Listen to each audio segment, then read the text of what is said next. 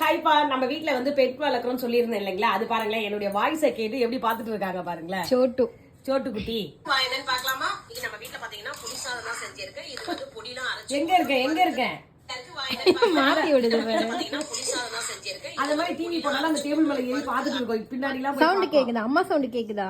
எங்க போயிட்டேன் நானு? டிவிக்குள்ள போயிட்டேனா? வந்துச்சு காணோன்னு.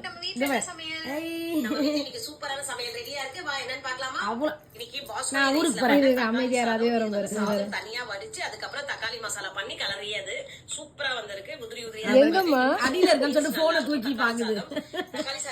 என் தங்க சோட்டு என் செல்லங்க இது. அவ்வளவு பாசம் குழந்தைக்கு.